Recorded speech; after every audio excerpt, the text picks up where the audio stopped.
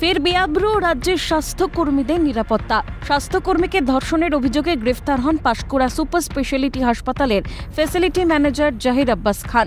ঘটনার সামনে আসতেই একের পর এক অভিযোগ উঠে আসে। অভিযুক্ত ফ্যাসিলিটি ম্যানেজারের যথেষ্ট দাপাদাপি ছিল হাসপাতালে। অভিযোগ, সবকিছুই জানতেন হাসপাতাল সুপার, কিন্তু কোনো পদক্ষেপ গ্রহণ করেননি।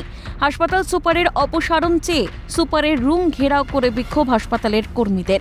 পাশাপাশি আরও অভিযোগ, সুপারের গাড়িতে তেলও নাকি ভরে দিতেন অভিযুক্ত জাহির। অভিযুক্তের মৃত্যুদণ্ডের দাবি নির্যাতিতার।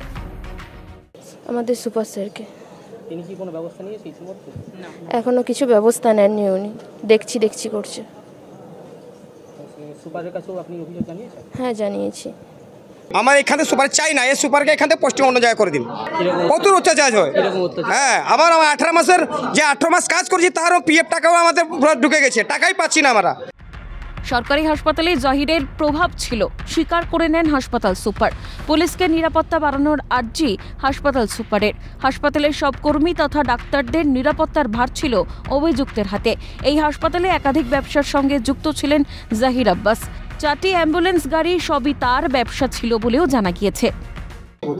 ছুটির দিনে দেখুন, রবিবার যদি আমরা ওদের ভরসায় থাকি, ওরাই তো আমাদের সিকিউরিটি গার্ড, রিলায়েবল ফেসিলিটি আমাদের security guard, ward boy provide করে, স্ক্যাভেঞ্জার। আমাদের সিস্টাররা, আমাদের ডক্টররা ওনার ভরসায় থাকেন। এবার ওনারা যদি এরকম ঘটনা ঘটেন, আমরাই তো এখন নিরাপত্তাহীনতায় আছি। আমার সঙ্গে এরকম তো যদি করে থাকেন, ওনার সর্বোচ্চ শাস্তি আমি সরকারের এই পুলিশের কাছে দাবি করব। যেই রক্ষক সেই ভক্ষক। ফের প্রশ্নের মুখে সরকারি হাসপাতালের নিরাপত্তা। নিজের কর্মক্ষেত্রেও যে সুরক্ষিত নয় নারীরা, সেই প্রশ্ন আরও একবার উস্কে দিল পাঁশকুড়ার সুপার স্পেশালিটি হাসপাতালের ঘটনা। পূর্ব মেদিনীপুর থেকে রমেন মাইতির রিপোর্ট, ক্যালকাটা নিউজ।